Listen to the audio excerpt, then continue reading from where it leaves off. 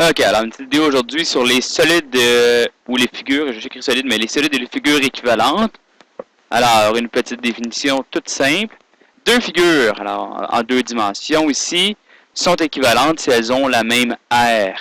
Alors, des figures en 2D, c'est la même aire pour qu'elles soient équivalentes, tandis que des solides, ben c'est le même volume. Donc, deux solides en 3D sont équivalents s'ils ont le même volume. Alors, ça semble assez simple comme ça. Les figures, c'est la même aire. Les solides en 3 dimensions, c'est le même volume. Mais ça va amener là, toutes sortes de raisonnements intéressants. Alors, commençons par un premier.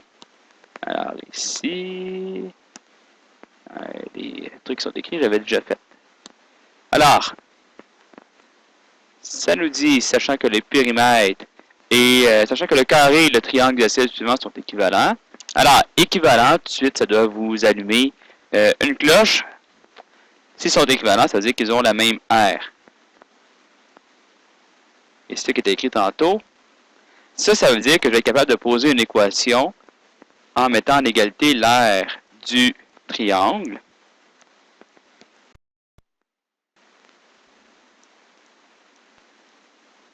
donc l'aire du triangle va être égale à l'aire du carré. Et ça va me permettre, cette équation-là, de trouver des mesures manquantes dans l'une ou l'autre des figures si j'ai l'aire de la figure équivalente. Donc, par exemple, ici, ben, on me demande de trouver le périmètre du triangle. Alors, on me demande de trouver ça ici. Mais je vais commencer, moi, par trouver la hauteur. Ça marche vraiment mal, ça, aujourd'hui. Alors, la hauteur du triangle, comme ça, en premier.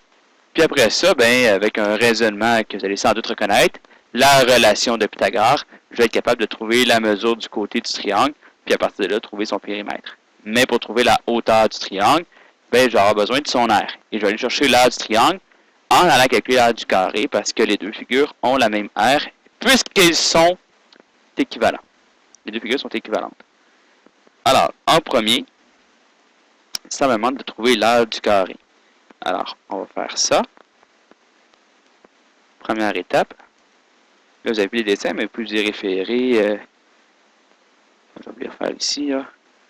On avait un carré de 5 par 5, puis un triangle isocèle comme ça, avec une base de 5. Alors, première étape, R du carré. Et là, le problème, c'est quand, évidemment, avec toutes ces... puisqu'on vous rajoute la notion de solide et de figure équivalente en secondaire 4, ben ça vous oblige à reviser toutes les formules d'air et de volume des figures et des solides. Alors, c'est comme un couteau à deux tranchants. C'est une notion qui n'est pas très difficile. En termes de définition, les raisonnements, c'est autre chose, mais ça vous oblige, juste à cause qu'on rajoute ce détail-là, qu'équivalence, ça veut dire même air ou même volume, ça vous oblige à réviser tous vos formules d'air et de volume pour l'examen. Alors, à la fin de l'année, il peut vous sortir n'importe quelle figure, n'importe quel solide, puis vous demander de trouver son air ou son volume. Alors, vous devez être capable de trouver les formules. Alors, vous allez l'écrire dans votre feuillet vert. Donc, l'aire du carré, pour ceux qui s'en rappellent, c'était le côté au carré. Donc, 5 au carré, ce qui donne 25. Et dans ce problème-là, est-ce qu'on est en centimètres? Ah, on est en unité de cours, alors on va mettre un U au carré, donc unité carrée. Une fois que j'ai ça, ben, je peux trouver la hauteur du triangle en justifiant, donc ça c'est dans le critère 4 et 5, hein, puisque, alors des petites phrases à mettre de temps en temps, il s'en est une, puisque le triangle est équivalent au carré, virgule, ils ont la même aire. Parce que dans le problème, ça vous dit seulement que c'est équivalent. Alors vous avez déduit de là qu'ils avaient la même aire. C'est une déduction. Donc il faut que cette déduction-là soit appuyée par une justification géométrique. Ici, la définition de figure équivalente. Alors vous l'écrivez. Et à partir de là, vous êtes capable de dire ben, l'aire du triangle. C'est quoi déjà l'aire du triangle? Vous avez trouvé? Base fois hauteur divisé par 2.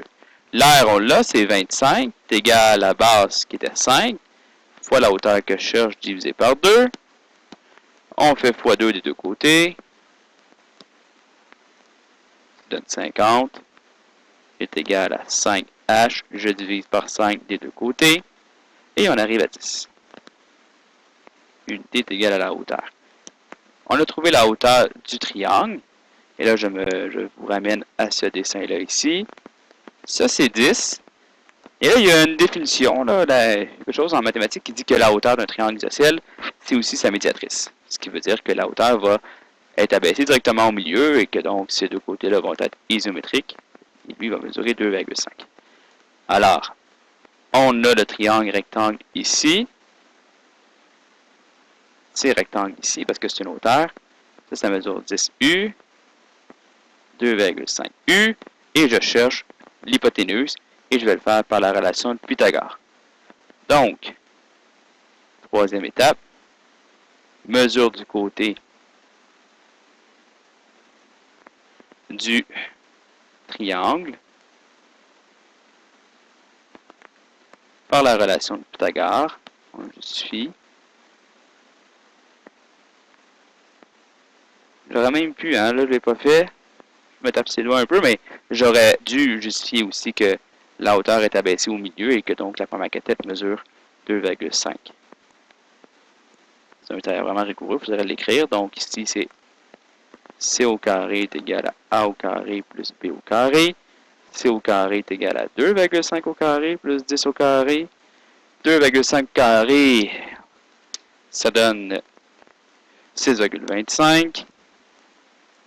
Plus 100, ça fait 106,25. Et là, ça c'est C au carré. Je fais la racine carrée des deux côtés. Et ça donne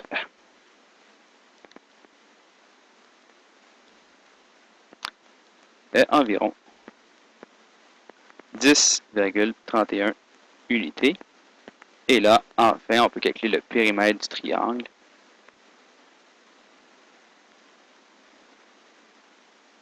Le périmètre du triangle, en disant, le périmètre, c'est 5 plus 10,31 plus 10,31. Et ici, je vais mettre environ, étant donné que 31, c'est une valeur arrondie. Et ça donne tout ça ensemble 25,62 unités. Alors voilà. Donc, qu'est-ce qui est nouveau cette année? Seulement le petit bout ici. Hein, je trouve l'aire du carré pour dire ensuite que c'est l'aire du triangle. Le reste, c'est du raisonnement géométrique. C'est pas évident, mais c'est pas nouveau. Alors, c'est des trucs que vous faisiez déjà en 2 puis en 3. C'est pour ça qu'on va aller vite sur ce sujet-là, parce que la notion qu'on vient de rajouter, c'est juste que le mot équivalent, ça veut dire même aire. Les examens, si vous avez même aire, à la place de dire équivalent, ou même volume, c'est en 3D, ben il n'y a rien de nouveau. Alors, ça n'aurait pas été du secondaire 4. Là, le secondaire 4, c'est qu'à la place de dire même aire ou même volume, on va écrire équivalent. Mais après ça, c'est tout le raisonnement qui est derrière ça, aller construire ces figures, aller voir, bon, quelle relation. Comme là, on a sorti la relation de Pythagore, qui n'était pas nouvelle aussi, mais il faut penser. Alors, c'est utile à discuter dans cette section-là. Là, je ne veux pas que la vidéo soit trop longue, donc je vais arrêter lui, mais je fais une deuxième vidéo tout de suite après sur un exemple de volume. Alors, voilà.